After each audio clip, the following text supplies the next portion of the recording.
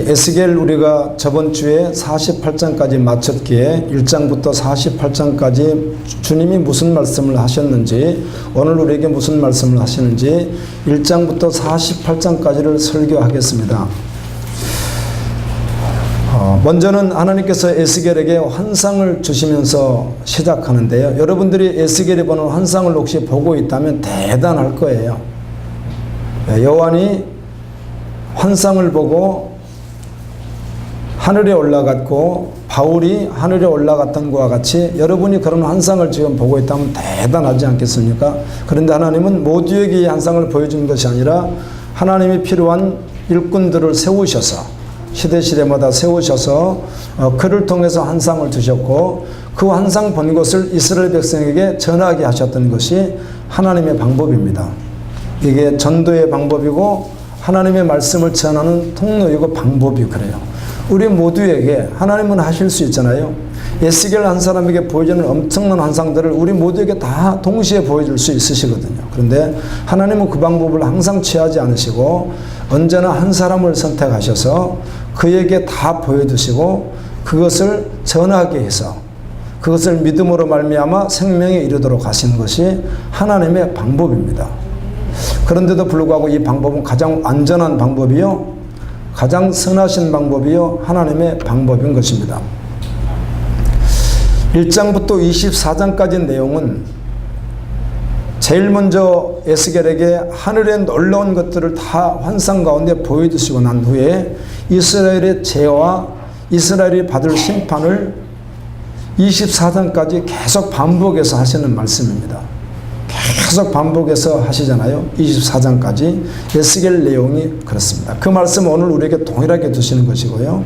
그리고 25장부터 32장까지는 이방인에 대한 심판, 이스라엘을 괴롭히고 믿음의 사람들을 공격했던 이스라엘이 아닌 다른 열방의 심판이 있다, 이 말씀이 기록되어 있고, 33장부터 37장까지 말씀은 이스라엘의 죄가 또 어떤 죄인지 또 말하고, 이 죄가 왜 짓게 되었는가, 이스라엘 사람들의 죄도 있지만 종교 지도자들의 죄가 곧 그들에게 번짐으로 말미암아 함께 죄 가운데 빠지게 되어서 심판이 있다, 이런 말씀도 하는데 회복에 대한 말씀도 합니다. 36장 37장에서는 회복에 대한 말씀을 하시는 거예요. 구원하시겠다는 복음을 말씀합니다. 그래서 성경을 자세히 들여다보면 이 성경이 기록된 이 원리가 있다면, 이 성경이 이렇게 한 권으로 이렇게 방대한데요. 이걸 지금 얇은 종이로 해서 이렇지, 이걸 우리가 보통 쓰는 A4 같은 종이나 A3, A5 같은 보통 우리가 쓰는 용지로 했다면 이거 2배 더 넘을 거예요. 이렇게 될 거예요. 양이 굉장히 많아질 거예요. 그런데 이 많은 양 가운데 하나님은 계속 하시는 이야기가 인간의 실상, 왜 인간이 죄인인지, 그래서 인간이 멸망받을 수밖에 없는지가 거의 대부분 기록되어 있고, 그리고는 그 가운데 무슨 엑기스와 같이 이 복음이 중간중간 사이사이 이렇게 계속 어떻게 하죠? 끼어넣기 기식같이 되는 것처럼 이렇게 다 되어 있습니다. 성경 원리가 그렇습니다. 그래서 이 복음을 받으려면 자신의 실존을 발견하지 못하면 복음을 알 수가 없다는 것이죠. 자신이, 그래서 착각하고 있는 경우가 많다고 했잖아요. 자신의 실존을 알아야, 자신이 어떤 존재인지를 알아야 창조주 하나님 앞에서 바로 자신을 발견할 때 비로소 주님 앞에 믿음으로 돌아갈 수 있다는 것이거든요. 그래서 그걸 계속 이야기해 주는 거예요, 성경은.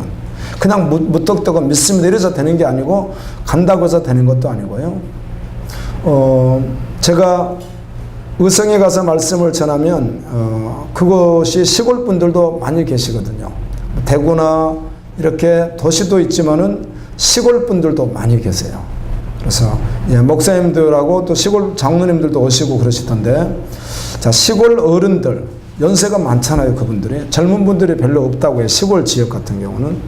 그래서 한 80대도 젊다고 하시고 그렇더라고. 70이면 아주 청년 취급하시고요. 그래요. 시골, 진짜 시골에 가면 그래요. 오늘 오후에도 제가 100몇 년 된 교회를 가게 되는데 그 지역도 사실은 시골이나 다름없어요. 그래서 가면 연세 드신 분이 대부분 많아요, 이분들이. 그런데 자, 80이 넘으신 분을 전도하는 거예요. 어떤 경우는 걷는데도 불편하시고 지병도 있으신 분들을 생명으로 전도하시더라고요. 대상이 그분들밖에 없으니까 그래요. 시골은 뭐 젊은 분들이 없으니까 그분이 그냥 전도 대상인 거예요. 그래서 그분들을 이렇게 전도해 오면 그래도 온다는 것이 얼마나 놀라운 일이겠습니까? 평생 동안 교회를 오지 않았고 반대했고 다른 종교를 하던 분들이 오게 되는데, 그런데 문제는 그렇게 와서 하나님 믿습니다 한다고 구원받을 수 있는 것은 아니라는 것입니다. 경우에 따라서는 자기가 가지고 있는 모든 세상의 지금까지 경관 진과 같이 굉장히 가지고 있는 모든 종교의식과 모든 자기 생각을 고스란히 그대로 가지고 와서 교회에 와서 천국도 가보겠다 이렇게 해서 구원받는 게 아니거든요. 그게 완전히 벗겨지고 새로운 사람이 되어야 구원받는 것이거든요. 그러니까 이런 말을 늘 가서 한 번씩 해드립니다. 목사님들에게. 이걸 잘 알아야 됩니다. 그분들이 평생 안 다니다가 85세 교회 왔기 때문에 대단하다고 생각하고 구원받았습니다. 그렇게 할 수 없고 정확하게 영적 진단을 하고, 그리고 정확하게 진단해서 그분들에게 정확하게 복음이 되셔야 되고 정확히 예수 그리스도를 알려줘야 됩니다. 이런 말씀을 전해줄 때가 있습니다. 그러니까 성경 내용이 그래요. 특별히 구약은 이제 여러분 에스겔 마쳤으니까 다니엘하고 끝나고 나면 바로 호세아부터 말라기까지는 아주 양이 적습니다. 소선지도 12권이 쭉 나가게 될 텐데요. 제가 다 설교를 좀 계속하고 스가랴 맞춰가고 있어서 말라기만 끝나는데 말씀도 맞춰가지고 또 한 번 또 읽으시면서 이렇게 보면 구약 내용이 이렇구나. 그런데 구약 내용을 신약 성경에서 270번을 사용했다고 했잖아요. 마태복음에서 46번, 로마서에서 50번, 히브리서에서 35번, 그리고 다 본문 자체가 구약 성경이기 때문에 구약도 오늘과 동일한 복음인 것입니다. 근데 이 말씀 내용 자체가 여러분 지금 에스겔을 48장까지 지난주 다 읽었잖아요. 보십시오. 그 내용이 48장 전체 내용이 우리가 다시 말한다면 이렇게 예수 믿고 구원받으라고 하는, 예를 든다면 이런 말이 있다면 그런 말이 몇 구절밖에 없잖아요. 그렇죠? 나머지는 다 뭐예요? 인간의 실상, 인간의 죄, 교회 다니면서 얼마나 종교적으로 열심을 다 내고 제사를 드리고 모든 걸 다 함에도 불구하고 주님과는 상관없는 모습으로 살아가는지. 아멘입니다. 이런 모습들이요. 스가랴 성경 보다 보면 이렇게 베들 사람들이 질문하잖아요. 우리가 금식을 하고 있었는데 또 해야 됩니까? 스가랴 선지자에게 물으니까 하나님이 대답하라는 거죠.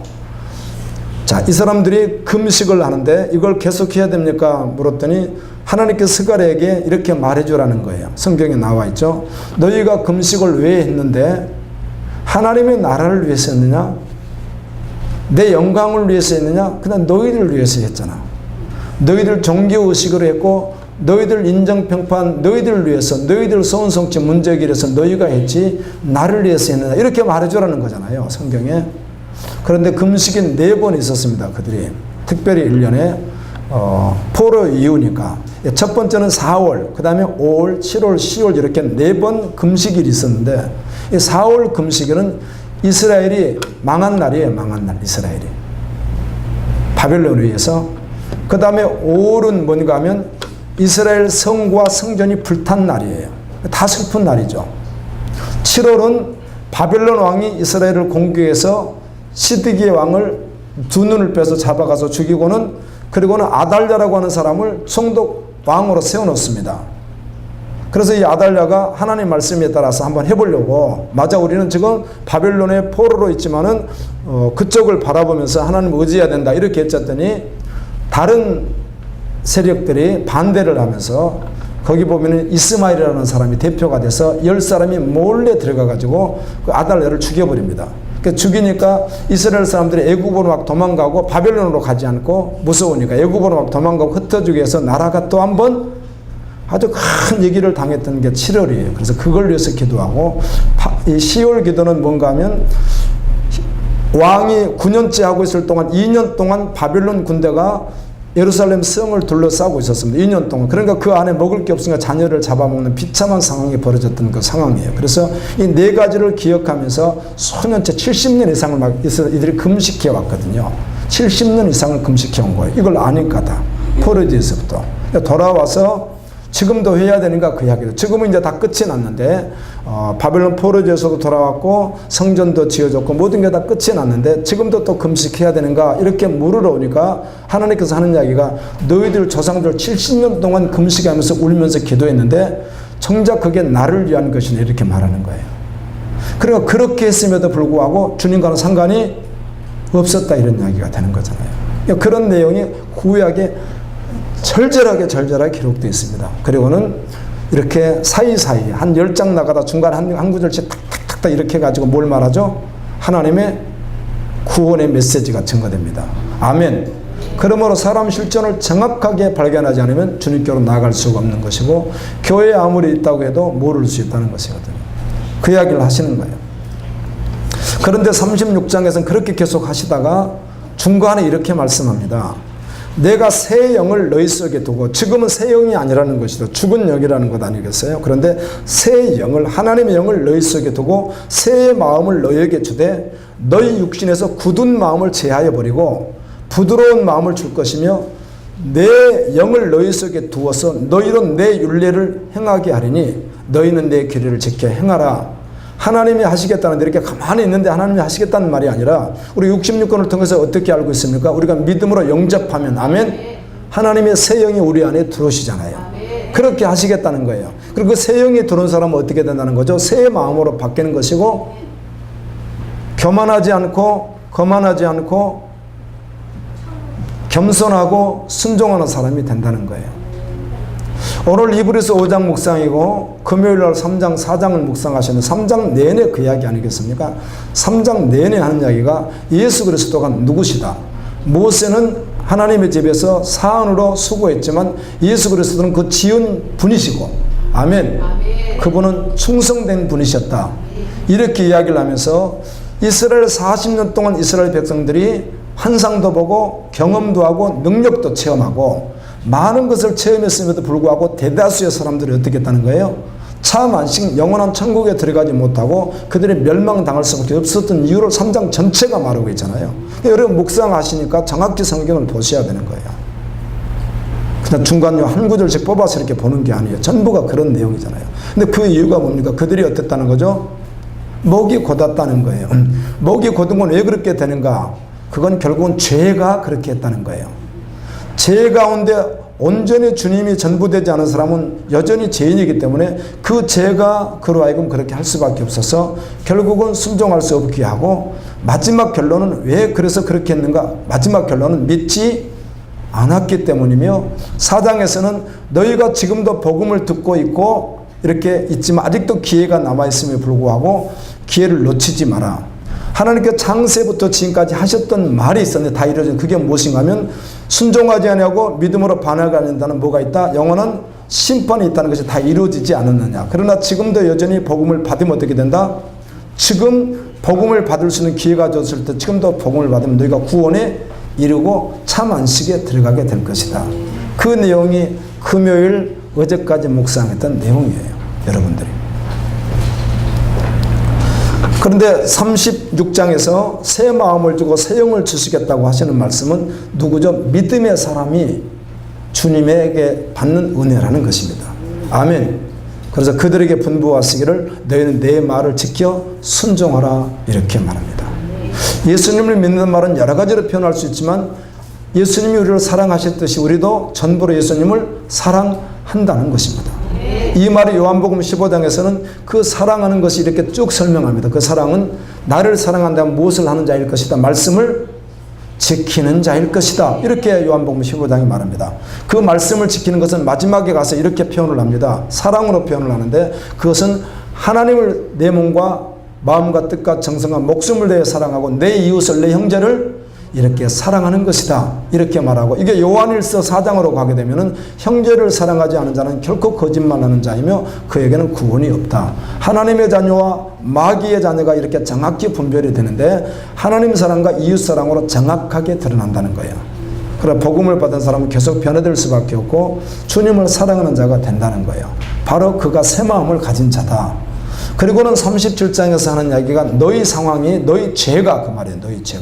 너희 죄가 마른 뼈와 같을지라도, 이런 마른 뼈, 죽어서 살점은 다 없어지고 썩어서 없어져 버렸고 뼈가 말랐는데 내 뼈만 있는 것이 아니라 수천 명, 수만 명, 수백만 명, 예를 들면 이런 사람들의 뼈가 같이 엉켜 있는 겁니다. 이렇게 골짜기 속에 그냥 다 엉켜 있는 거예요.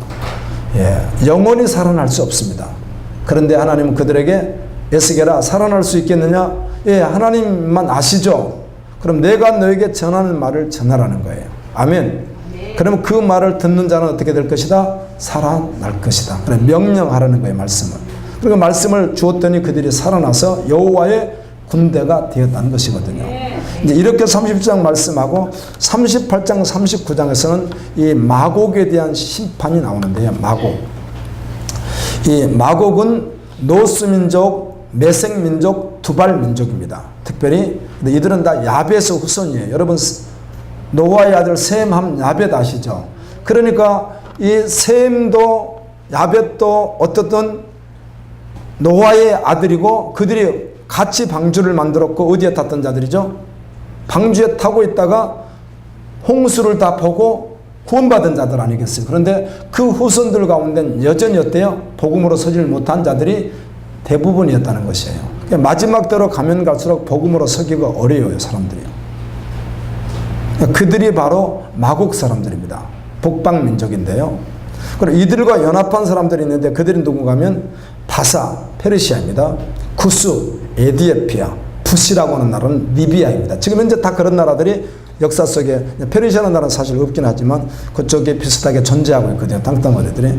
이 사람들이 연합했습니다. 또 도갈마인, 이들도 야벳의 소인데 이들이 다 연합해서 이스라엘을 계속 공격을 했는데 사실은 이스라엘 공격을 그들이 했지만 누가 이걸 하게 하셨던 것이죠? 하나님이 하게 하셨어요. 그리로 참 신기해요. 악한 자가 치는 것도 하나님의 허용 없이 할 수가 없어요. 저들이 공격하는 것도 일본이 공격하는 것도 사실은 우리가 뭐 잘하고 잘못을 떠나서 그것도 하나님의 허용 속에 사실 포함되어 있다는 것이에요. 그래서 믿는 사람은 그때도 하나님을 바라보고 기도의 자리로 나가는 거예요. 그래서요. 아멘. 그런데 그들을 하나님이 결국은 그 연합 세력을 다 심판하시겠다. 바벨론을 심판하겠다고 계시록에 17, 18장 말했던 것 같이 세상을 마지막에 어떻게 하겠다는 것이죠? 다 심판하겠다. 그런데 이스라엘 심판도 계속 말하고 심판하겠다고 하고 40장부터 43장까지는 어떤 환상을 하나 또 보여주는데 어떤 성읍 같기도 한데 성읍 비슷한데 계속 알아봤더니 그게 뭐죠? 하나님의 성전이잖아요. 성전. 이걸 환상 가운데 보여주는데 그 성전을 측량하라고 하는데 여러분 읽다가 보셨죠? 40장부터 42장까지 특별히 읽으면 계속 뭘 측량하고 있으니까 또 이게 무슨 말이야? 계속 측량이니까 그냥 빨리 건너뛰고 싶죠? 내기 제사 제도와 같이 왜 이런 말을 계속 할까? 측량하고 여기도 측량하고 여기도 측량하고 길도 측량하고 문도 측량하고 거기가 그 다락이라는 말을 다르게 번역하는 게 있는데 다락도 측량하고 다 측량하라는 거예요. 돌간 길도 측량하고 계속 그것만 하고 있죠. 넛같이 반짝반짝한 어떤 사람 천사가 하나님 주신 자를 가지고 계속 측량하는 걸 누가 보고 있는 거죠? 에스겔이 보고 있잖아요. 그걸 계속 측량하래요. 계속 측량하래요. 그 말씀이 오늘 그 측량한 것을 이스라엘 백성들에게 다 보여줘서 성전 측량한 것을 다 그들에게 알게 해서 그들로 하여금 제약을 부끄럽게 하고 돌이켜서 회개하게 해라. 이 말씀이 오늘 43장 10절 말씀이거든요. 그래서 계속 제가 고민했습니다. 왜 이렇게 계속 측량하라고만 하실까? 계속 측량만 하라고 하실까? 자, 요한계시록 11장 1절에 보면 이런 말씀도 있습니다. 내가 지팡이 같은 갈대를 주며 말하기를 일어나서 하나님의 성전과 제단과 그 안에서 경배하는 자들을 측량하라. 아멘. 그래서 성경에 보면 다딤줄도 나오고 측량줄도 나오고 그런데 측량할 때는 대부분이 사실은 심판의 관점에서 말씀을 많이 하거든요. 측량해서 구별을 잘 지으라는 거예요. 그런 뜻이 있습니다. 그런데 어떻든 성전을 계속 측량하죠. 정확하게 하나님이 우리의 심령 모든 것을 정확하게 어떻게 한다는 다 완벽하게 측량하신다는 것이거든요. 믿음의 측량자로. 아멘입니다. 완전히 다 측량하는 거예요. 그런데 성경에 보면 에스겔이 잡혀간 지 25년, 이스라엘이 망한 지 14년째 되었다 이렇게 되어 있습니다. 바로 그 시점에 그 환상을 보여주는 거예요. 자, 예루살렘 성전이 없습니다. 부셔지고 없습니다. 불타고 없거든요. 불타고 없는데 환상 가운데 보여주는 거예요. 그게 후에 무슨 성전이죠? 스룹바벨 성전인데 이 성전은 마지막에 예수 그리스도를 말하고 누굴 말하는 거? 오늘 믿는 우리 자신을 말하거든요. 이것을 머리끝부터 발끝까지 샅샅이 그래서 우리가 주님 앞에 서서 계속 다름을 받을 때요 샅샅이 다름을 받게 되는 거예요. 아멘. 샅샅이. 그럼 어떻게 이렇게 우리가 주님에게 이렇게 잘 받아야 되는가? 어떻게 하면 잘 받을 수 있겠는가? 그래서 믿음의 사람은 어떻게 설 수 있겠는가? 그런 이야기인데, 오늘 이야기를 하시고 난 후에 성전을 또 보여주시는데, 제가 성경을 에스겔을 여러분 뭐 또 같이 보셨으니까요. 보다 보니까 그 성전 벽 외소 내소, 그 말은 지성소와 성소를 말하거든요. 그것과 벽 모든 곳에 나무가 있습니다. 나무가 그려져 있죠. 나무 형상이 한 가지 같다. 그게 뭐였습니까? 종려 나무였잖아요. 계속 반복돼서 나오잖아요. 그래서 그룹, 이 천사 가운데 특별한 자가 그룹인데, 이 그룹이 하나는 사자 얼굴을 하고 있고 하나는 사람 얼굴을 하고 있는데, 역시 이들도 뭘 바라보고 있습니까? 종려나무를 그대로 바라보고 있도록 그려놨어요. 형상을 만들어놨어요. 종려나무가 계속 나와요. 종려나무가. 그 성전을 계속 자로 재고 계속 재는 걸 에스겔이 이제 환상 가운데 보는 겁니다. 천사가 이 놋과 같이 막 반짝반짝 빛이 나는 자가 계속 재는 거예요. 사실 누구시겠어요? 그분이 예수 그리스도이시죠. 아멘. 이걸 계속 재는데 에스겔이 계속 따라가면서 계속 보는데, 그걸 계속 재잖아요. 계속이요. 그래서 이게 무슨 말인가 복잡할 만큼 그렇게 재는 거예요. 그렇게 재는 가운데 봤더니 계속 뭐가 있죠? 천사의 형상과 함께 항상 종려나무 형상이 계속 가는 곳마다 막 빽빽이 들어차 있는 모습이 있습니다. 왜 그럴까? 종려나무가 왜 그렇게 있었을까? 이 종려나무는 내가 이스라엘에 가봤더니요, 25m도 더 큽니다. 25m 적지 않거든요. 제가 여러분 갔다가 대추 야자 열매라 해가지고 갔다 달고 막 그런 거 있잖아요. 이렇게 대추 열매처럼 생각, 얼마나 단지 몰라요. 그게 너무 달죠. 너무 막 쓸 정도로 달잖아요. 그 열매를 맺는 것인데 18m에서 25m까지 이렇게 막 자라는데요. 이 종려나무는요, 이렇게 잘라내면 우리나라도 마찬가지죠. 뽕나무 같은 거나 이런 나무들은 잘라내도 다시 어떻게 자라나잖아요. 근데 잘라내면 안 자라는 나무도 있지만 잘라내도 이건 너무 잘 자라는데, 보통 이 나무가 불이 나잖아요. 불이 붙어서 불이 타버리잖아요. 이렇게 지나가면 대부분 나무들은 죽든지 다시 살아나지 않습니다. 그런데 이 종려나무는 아무리 불을 태워도요, 뿌리가 남아있는 반드시 다시 나무가 되는 게 종려나무예요. 그러니까 생명력이 아주 강한 게 종려나무인데, 요한복음 12장 13절에 보면 호산나 찬송하리로다 주 이름으로 오시니요 곧 이스라엘의 왕이 하면서 예수님을 막 경배하고 찬양할 때 뭘 들죠? 종려나무 가지를 막 들고 이렇게 종려나무 가지를. 요한계시록 7장 9절도 그렇게 되어 있습니다.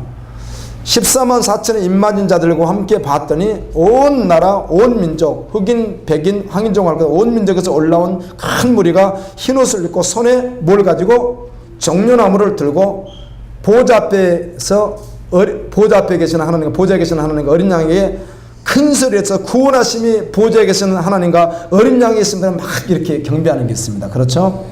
이 종려나무는 뭘 말해요? 결론은 예수 그리스도를 말하는 것이죠. 주님의 영광을 가장 찬양할 수 있는 나무의 형태가 종려나무. 이걸 계속 보여주는 거예요. 그리고는 이렇게 또 말해요. 에스겔 43장 11절을 읽으면 이렇게 말해요. 만일 그들이 자기들이 행한 모든 일을 부끄러워하거든 회개하거든 너는 이 성전의 제도와 구조와 그 칠해하는 것 그 모든 형상을 보이면 너가 본 모든 것을 그들에게 다 알리라는 거예요.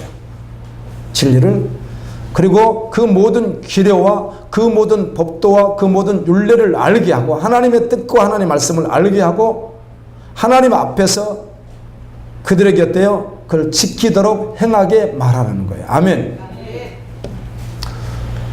자, 지금 제가 에스겔 말씀했습니다. 24장까지 그냥 계속해서 이스라엘 죄와 심판을 계속 이야기하고 그 다음에 이방 심판을 계속 이야기하고 그리고 36장에서 37장에서 하나님의 회복을 한번 말씀하시고 그리고 나서 또 마곡이라고 하는 어떻게 보면 마지막에 그 이스라엘을 공격했던 세상의 사단의 세력이잖아요.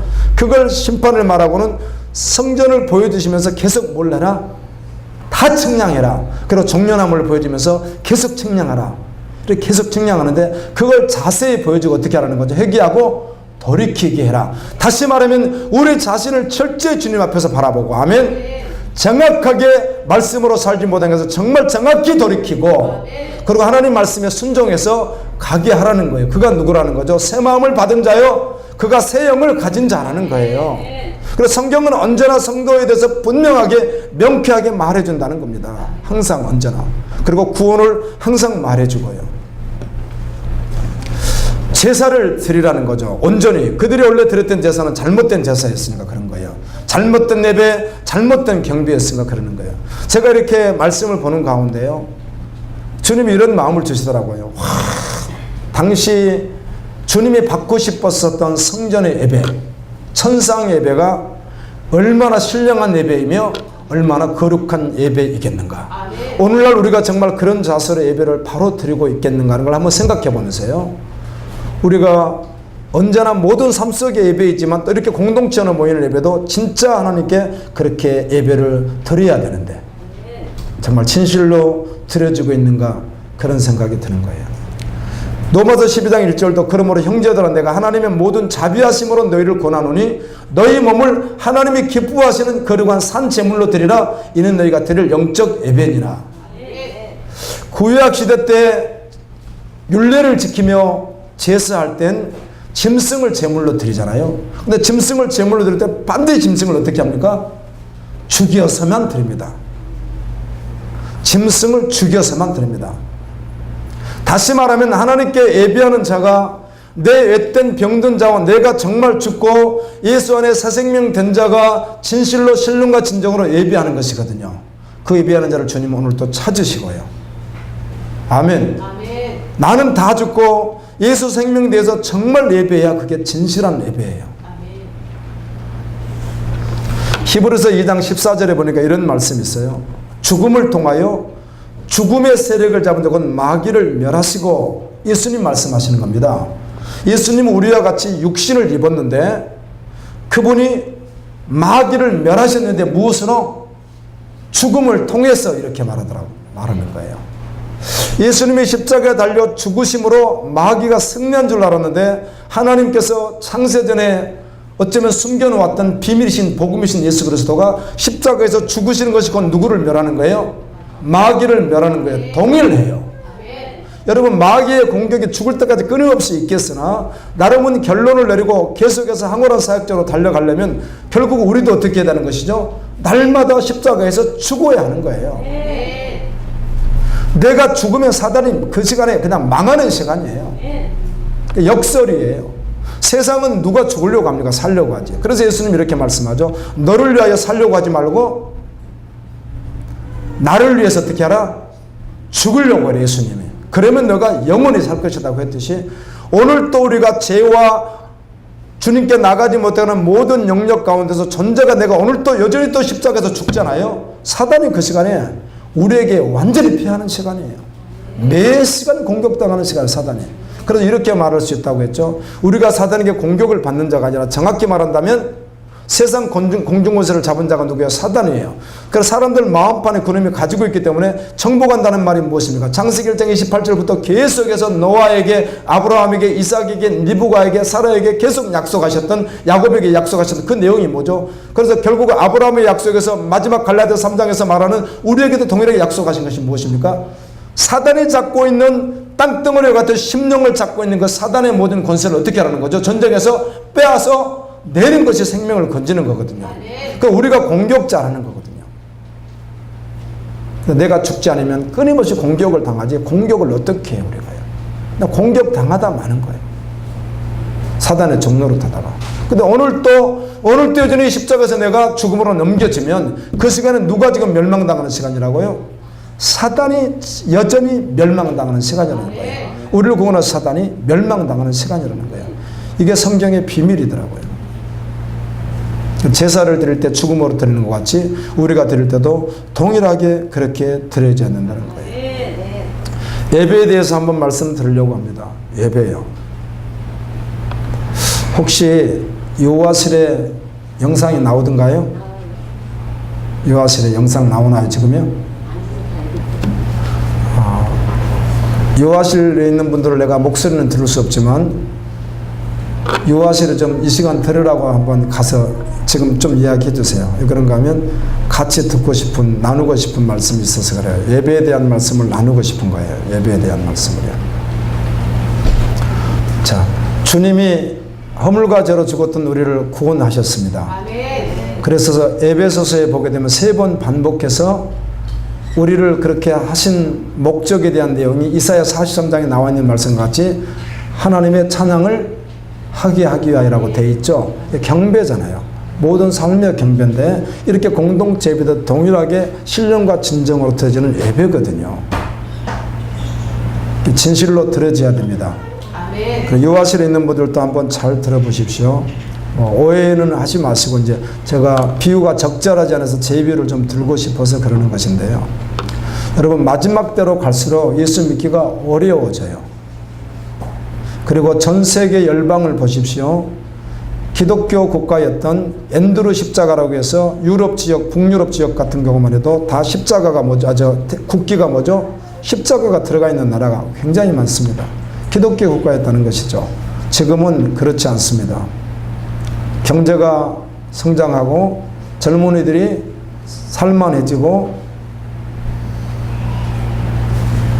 절대적 진리를 따르지 않고 포스트 모더니즘, 상대적 진리, 다 상대적이다 이렇게 해가지고 자기가 옳으면 옳다고 해서 교회를 떠나는 시대이기 때문에 갈수록 복음이 없습니다. 이런 열방들이. 모든 나라가 그렇게 되었고요. 마지막으로 갈수록 믿는 자를 복음이나 주님이 하셨듯이 어렵고요. 자녀들 신앙은 너무 어렵습니다. 자녀들 신앙이요. 교회에 있기에 구원받을 수 있는 게 아니잖아요. 따라댄다고 구원받을 수 있는 것도 아니고요. 그리고 지금 애들은요, 세상 문화가요, 무섭도록이요. 어마어마합니다. 상상을 초월할 만큼. 혹시라도 이런 인터넷에서 게임 같은 거 잘 모르는 어른들 입장에서는요, 그걸 1시간만 볼 수 있어서 자기가 참여해서 본다면요, 뒤로 아마 까무러질 거예요. 그런데 얘들은 보통입니다. 전혀 별로 눈 하나 깜짝하지 않고 그냥 여전히 그 속에 파묻혀 있습니다. 요즘 얘들이 그 만화 속에 살아가고 있습니다. 믿기가 너무 어렵고요. 구원받기는 정말 낙타가 바늘귀로 들어간 보다 어려운 시대라는 것을 절대로 잊어버리면 안 됩니다. 아멘. 우리 구원뿐만 아니라 자녀 구원받기는 너무 어려운 시대에 살고 있습니다. 이때는 초대교회보다도, 우리 초대 한국교회보다도, 수십 년 전 한국교회보다도 도리어 오늘날 더 열심히, 예를 든다면 더 믿음으로 반응해야 됩니다, 요즘에. 그런데 그렇지 않거든요. 엄마 아빠들도요. 교육자들도 그렇게 하지 않습니다, 요즘. 구원은 주님에게 있지만 이렇게 믿어서 어떻게 구원을 받겠습니까? 그런 데들 다 착각하고 있단 말이에요.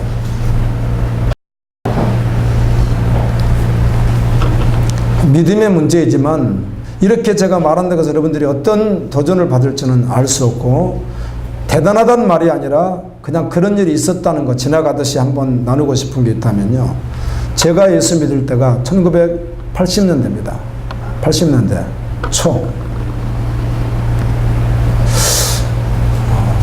1983년인지 4년인지 아마 이때가 아닌가 싶어요. 제 생각에는. 그땐 제가 인천에 있을 때 교회를 다닐 때는 모두가 그러지 않았지만 그래도 그런 분위기가 있었습니다. 분위기가. 직장 들어가기도 어렵고 좋은 직장도 없고 생활도 궁핍하고, 오늘날처럼 삼겹살 이런 고기를 마음껏 먹을 수 있는 시대도 아니고, 생선을 갈치니 고등어는 마음껏 사다 먹을 수 있는 시대도 아니었어요. 가난한 사람들 입장에서는. 요즘 시대는 잘 이해가 안 되겠지만 어려웠었습니다. 그리고 달걀도 마음껏 요즘에 달걀이 널렸던데요. 달걀도 후라이에서 하루에 한 끼 먹는 것도 한두 개 먹는 것도 어려운 그런 시절들을 보낸 사람들이 많습니다. 그때 당시에. 바로 그때 성경학교를 하게 되면 4박 5일씩 했습니다. 그때는요. 지금처럼 이렇게 약식으로 하지 않았습니다. 대부분 교사들이 직장을 다녀야 되는데, 다니고 있는데, 주부들은 상관이 없지만, 그러면 회사에 항상 문제가 됩니다. 지금 말씀드리잖아요. 먹고 살기 힘들고, 먹을 것도 없고, 월급도 조금 주고, 갈 때도 여의치가 않고, 지금처럼 3D 업종 이렇게 해서 갈 곳이 있었던 게 아니에요. 지금은 사실 안 해서 그렇지 어려운 직장 가면 있습니다. 월급을 적게 줄지라도. 그렇게 없었어요.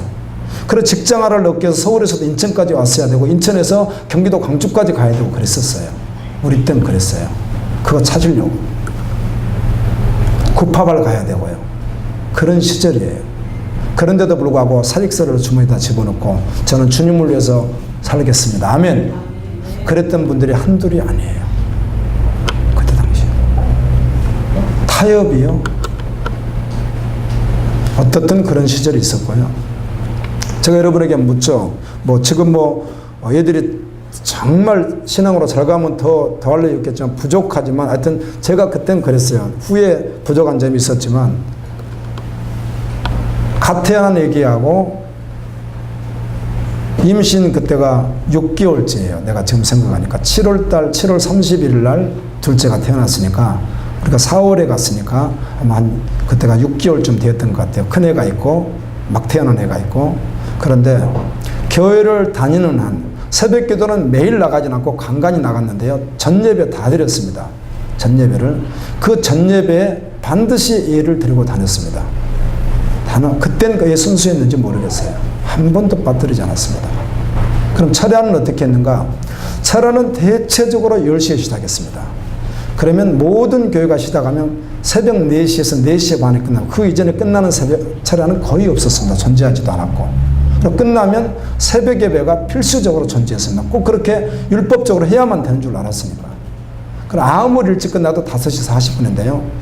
물어볼게요, 여러분에게요. 예를 들면 제가 철야를 빠진 적이 없었으니까 한 번도. 그때부터 지금까지 특별하지만 철야를 빠진 적은 없습니다. 현재까지도. 저는 목사가 돼버렸지만.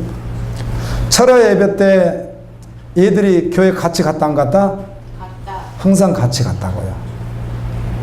그래서 적은 교회는 그때는 적은 교회 다닐 때는 간혹 철야를 그때만 해도 연합해서 큰 교회에서 모이는 시대고 막 그랬었어요. 그래서 오늘 철야는 그 한 교회로 갑니다. 이렇게 되면 그 교회 가면 그때는 피아노 치고 이러지 않았습니다. 저녁에 드럼도 그때는 그렇게 발달하지 않아서 드럼도 별로 없었고요. 그때만 해도 드럼 들어오는 것을 그 사단의 음악이라고 해가지고 막 거절하던 시절이에요. 그때만 해도 헤비메탈 음악이라고 해가지고 베이스 기타나 드럼이 들어오는 것을 교회에서 반대했어요. 이건 사단의 악기라고 해가지고 그땐 그런 문화가 있었어요. 그래서 뭘 했는가? 북을 쳤어요. 북을요. 이 공간 막아놓고 큰 북을 쳐대면은요 쾅쾅쾅 울립니다. 말도 못합니다. 애들 자다가 그냥 막 기겁할 정도로 쳐댑니다. 앞에서 막 또 혼자 못 칩니다. 이거를 교대에서 쳐야지. 땀을 요즘처럼 에어컨 시설이 잘 된 시절이 아니잖아요. 그때가. 이 한여름에 10시부터 시작하면 새벽 4시 반까지 찬양 부르고 기도하고 잠깐 휴식 중간에 한번 브레이크 타임 잠깐 한번 줘요. 간식 있으면 잠깐 먹기도 하고 잠깐 주고는 설교를 2시간, 3시간 또 이었다 또 하고 한 번이 그것도 하고요. 여러분 그렇게 참석하신 분들 있으시죠 여기요?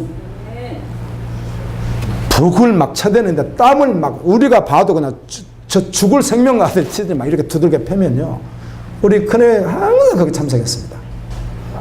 잘하고 그 이야기 하는 게 아니에요. 참석해서 왜 우리가 가니까 집에 혼자 놔둘 수가 없으니까. 수요 예배, 주일 오전 예배, 오후 예배, 새벽 예배는 주여 믿습니다. 갔다 올 때까지 잘 줄로 믿습니다. 그래가지고 놔둘 때가 있고 어떨 때는 데리고 갈 때가 있고. 근데 그때는 문화가 요즘처럼 애들이 이렇게 많이 아프던 시절이 아니었는지 몰라도 감기 걸리고 좀 돌림병했다고 교회는 가야 되니까 안 가는 그 말이 안 됩니다. 그때 당시 문화는 그랬어요. 요즘같이 이렇게 막 좀 달랐으니까. 그럼 데리고 갑니다. 그럼 이야기를 하면 사람들이 자기들이 알아서 이렇게 이제 조심해 줍니다. 올릴까봐. 근데 올려도 뭐 별로 올렸다 이렇게 생각하지 뭐라고 하자고 해요. 예배를 드려야 되니까. 요즘 문화 보십시오. 어떻게 지금 문화가 여호와를 정말 경외하는 문화이며 여러분 에스겔 40번이가 전부를 입고 난 후에 스가랴 수요일날 전부를 지금 마치고 난 후에 보십시오. 히브리서를 지금 벌써 오늘 5장까지 여러분 다 마쳤잖아요. 보십시오. 말씀이요. 구구절절 말씀을 보십시오. 구약시대 때 어떻게 그들이 제사를 드렸고 어떻게 주님이 받지 않으셨으며 어떻게 주님이 받으시고 어떤 자가 신령과 진정으로 예배하는 자이고 어떤 자가 믿음으로 서는 자이고 어떤 자가 새 마음을 가진 자이고 어떤 자가 영혼을 안식에 들어가는지 어떻게 오늘날 시대를 가지고 우리가 그렇게 한가하게 있을 수 있는 시대가 아닌데 사람들이 콘크리트처럼 완전히 그냥 굳어 있어가지고 아무리 말씀을 전해도 성경을 말하면 성경 말하는 자체가 과격한 줄 알고 성경 그대로 말하지 말고 뭐를 많이 따서 해달라고 하는 그런 시대 속에서 오늘날 이 아침 낮 예배 시간에 수많은 한국교회 목회자들이 뭐를 잔뜩 따가지고 전하는 것이 생명인 줄 알고 받고 있는 자기 죄 하나 해결되지 않고 예배 하나 제대로 해결되지 않는 되는 줄로 착각하고 있는, 그래서 구원과는 상관이 없는 불쌍한 영혼들이 얼마나 많겠습니까? 아멘. 지혜롭게 하시되 중심을 말해주고 싶습니다. 그러나 여러분, 문화가 바뀌어서 우리가 문화를 따라가는 존재가 아니라는 것입니다. 문화는 어차피 인간 위주로 흘러가게 돼 있어요.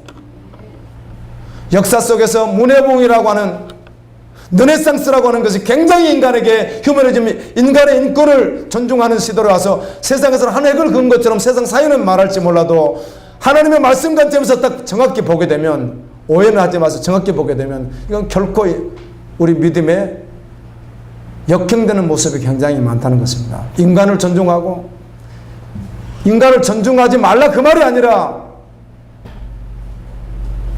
자아 추구하는, 나나나는 인간을 존중하는 이런 문화 속의 교회가 그대로 들어와 있어서 여호와를 경외하고 경배한다고 하지만 싸움 한번 제대로 해보지 못하고 쓰러져 버리는 그런 속에 우리가 있다는 것입니다. 아멘입니다. 이 말씀을 이렇게 하시면서 46장까지 하나님께 드리는 제사에 대한 말씀을 계속 해주시잖아요. 제사장 제도를 세우고 제사를 이렇게 하라. 아멘. 원래 드렸던 제사들이 어떻다는 거예요? 기쁘게 받지 않은 제사가 너무 많았다는 거예요. 그리고 이 말을 해요. 성전에 보면은요, 왕들의 무덤과, 그렇죠, 잘못된 제사 왕들의 무덤을 너희들이 어떻게 해야 된다? 해결해야 된다. 여기서 말하는 왕들의 무덤이라는 말이 이 뜻이에요. 오늘날은 비석을 세운 거예요. 비석을요. 사람을 우상시한 거예요. 종교 지도자들을 우상시하고 사람을 우상시하고 비석을 세운 걸 말하는 거예요. 교회 안에서 인간을 존중하는, 인간을 무시하는 말이 아니잖아요. 주님이 오직 주인 되시고, 아멘. 그 앞에 연합돼서 영광 돌리는 것이 아니라 하나님의 영광 가리고 인간이 받아버리는, 이거 바로 이 비석을 없애라 그 말입니다. 두 번 나오잖아요. 에스겔 성경에. 왕들의 무덤이란 말이 바로 그 뜻이란 말이에요. 자기가 왕된, 우상시된, 자기를 알아달라고 하는, 자기를 드러내려고 하는 자신, 이것을 어떻게 하라는 거예요? 없애라는 거예요, 하나님께서요. 그래서 이걸 다 이루어질 수 있는 것은 하나밖에 없다고. 예수님이 죽으심으로 사단을 멸했듯이 우리도 동일하게 날마다 십자가에서 죽는 것, 그리고 주님으로 사는 것 아니면 이길 수가 없다는 거예요. 그래서 예배를 드리라, 옳게 드리라. 말씀드립니다. 저는 성경을 말하는 것입니다. 성경에 있는 것을 우리가 상상해서 말하면 안 되는 거예요. 북쪽 이스라엘의 10지파가 교회잖아요. 오늘날로 예루살렘에 성전이 있었고 거기는 베들과 단에 있었지만 예루살렘 성전이 컸죠. 그러나 북쪽도 대단한 제사가 있었어요. 10지파가. 그런데 그 예배를 주님의 성경은 받았다고 말하지 않아요. 430년 동안 왕정시대에 400여 년 동안 지나갈 동안 받았다고 말을 하질 않아요. 하나님께서요. 마지막 19번장 호세아에서 아수르에서 722년에 북쪽 이스라엘이 멸망당할 때까지 하나님이 받았다고 말씀을 하질 않아요. 제가 단과 베델 가봤어요. 제사 지냈던 장소. 지금도 텔단에 가게 되면 지금도 그때 문화가 남아있더라고요. 그래서 멸망당했다는 거예요. 예배 다 드리고 교회 다니고 멸망당했다는 거예요. 하나님 말씀하시는 거예요. 아멘. 회복. 그리고 나서 예배에 대한 회복을 말씀하시고 47장에 들어가게 되면 성전에서 흘러나오는 생수를 말씀해요. 아멘. 영원한 생수이신 예수 그리스도. 발이 발목까지 차고 무릎까지 차고 허리까지 차고 자기를 잠궈버릴, 생명의 물로 그리스도의 피로 완전히 잠궈버리는 은혜가 있다는 거예요. 이 말씀은 고스란히 그대로 요한계시록 22장 1절 2절에 그대로 나와 있어요. 12가지 열매를 맺고 이파리마다 약재로를 쓰고 아멘, 생명의 나무라는 것이죠. 이걸 말씀하고 48장은 보시는 대로 12지파가 살 수 있는 성기경을 이렇게 말하잖아요. 왜 굳이 그걸 말했을까? 자, 요한계시록 21장이면 거룩한성 새 예루살렘이 나오고 12지파의 문이 나오고 아멘. 12지파가 어떻게 천국에서 땅을 분배받아 살 것에 대한 내용이 나오죠. 동일한 그 말씀하는 거예요. 그래, 믿음의 사람이 이걸 통과하고 하나님의 말씀을 듣고 히브리서 4장에 있는 말씀같이 너희가 지금 복음을 듣고 있는데, 이 복음을 듣고 있는데 분명히 구원받을 수 있는 복음이 있으니까 이때를 놓치지 말라는 거예요. 이걸 놓치면은 안식에 들어갈 수 없다는 거예요. 이 말씀을 다 하시고 이스라엘에게 회복을 약속해 주시고 새 마음과 새 영을 주시는 약속을 내두시고 그들에게 내 율례와 제사를 어떻게 하라는 거죠? 회복하라는 것입니다. 유아실에 있는 여러분, 예배를 회복하십시오. 하나님께 예배하는 거예요. 오늘 여러분 각각이 서 있는 것이고 저는 인도자일 뿐이에요. 그리고 48장에서 거룩한 성 하나님의 나라를 말씀하고, 아멘. 그 믿음의 사람이 영원히 누릴 하나님의 나라를 말씀하는 거예요. 이사야 66장 보십시오. 66장까지 있는 마지막 장 말씀하신 그대로 마지막 절은 지옥이 나와 있고요. 마가복음 9장 40절도 그대로 나와 있고요. 한 절 바로 앞에가 뭐가 나와 있죠? 요한계시록 22장이 그대로 나와 있습니다. 말씀이 기가 막힙니다. 천국과 지옥을 그대로 말합니다. 여러분 에레미야 읽은 지 얼마 안 되셨죠? 52장 보십시오. 52장 보면 여호야긴이 두 번째로 잡혀가거든요. 두 번째로. 여호야긴이 두 번째로 잡혀갈 때 여호야김이 폐위를 당하고 여호야긴이 두 번째로 잡혀갈 때 그때 에스겔이 잡혀가게 되는데, 여호야긴이 갔다가 30년이 넘은 후에 36년인가요? 그때까지 놔뒀다가 그때 이스라엘을 회복시키면서 누굴 회복시키죠? 그 왕을 회복시키는데, 이 왕은 결국은 어디에 무릎을 꿇게 하나님 말씀이 어떻든 부족했지만 하나님이 하라는 대로 그러다 마지막에는 기교를 시킵니다. 이 사람이요. 그 시드기야는 어떻게 되더라? 50장에 보니까 두 눈이 뽑히고 멸망당해서 죽었다. 그렇게 나와 있잖아요. 그게 그냥 써놓은 게 아니잖아요. 천국과 지옥, 심판과 구원을 정확히 말하고 있는 거예요. 아멘. 성경의 원리가 그래요. 주님은 오늘 또 우리에게 생명 주시길 원합니다. 여러분 거룩한 성세 예루살렘을 마지막 말씀하고 48장 36절이 에스겔서 마지막 장 마지막 절인데 이렇게 되어 있죠. 그 회복된 성읍인데요. 그 성읍을 어떻게 부르는 거죠? 여호와 삼마라고 부르리라 이렇게 되어 있습니다. 여호와 삼마라고 하는 말은 여호와는 영원히 거기에 계시다는 뜻입니다. 이 땅에 살아가는 두 가지입니다.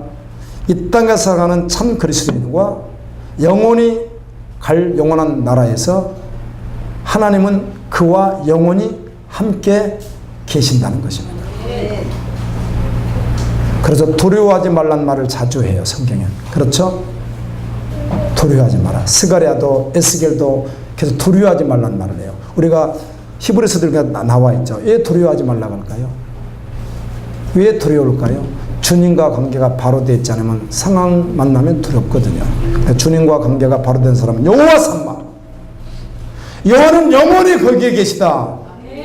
성전이 뭐예요? 믿는 자의 심령이잖아요. 회복된 그 성전 안에 주님이 계시는데 뭐 그가 두렵겠어요? 그럴 리가 없잖아요. 그리고 12지파 땅을 분배하는 48장 말씀까지 영원한 거룩한 성 새 예루살렘에 영원히 안식하게 될 것이니까. 아멘. 두려움이 없는 것입니다. 오늘 또 주신 말씀을 붙잡고 같이 한번 기도하는 시간 가졌으면 좋겠습니다. 에스겔 1장부터 48장까지를 여러분이 보았기에 한번 말씀을 드렸는데, 주님은 우리의 구석구석을 너무 정확히 아시는 거예요. 그래서 측량을 다 하시는 거예요. 우리가 속으면 안 되는 거예요. 에스겔이 측량하는 걸 따라다니면서 보았듯이 우리도 보아야 돼요. 보면서 측량하는 걸 보면서 아이고 나는 아니구나 계속 그걸 느끼면서 뭘 봐야 되죠? 종려나무를 봐야 되는 거예요. 아멘. 예수 그리스도의 영광을 봐야 되는 거예요. 그분의 은혜를 보는 거예요. 측량하는데 나는 아니잖아요. 그 보는 거예요. 그리고 내가 죽을 때 사단이 멸망당하는 거 너무 비밀이잖아요. 오늘도 날마다 주여 죽습니다 고백하며, 그리고 마지막 약속한 새 마음과 새 영을 가지고 생수를 마시며 12지파가 분배받았던 것과 같이 영원한 하나님의 나라를 소망하고, 그게 실제이고, 믿음은 바라는 그대로 실제니까 실제이고, 여호와 삼마 영원히 너와 함께하다는 약속의 말씀을 붙들고 걸어갈 수 있기를 예수님의 이름으로 축원합니다. 다 같이 기도합니다. 거룩하신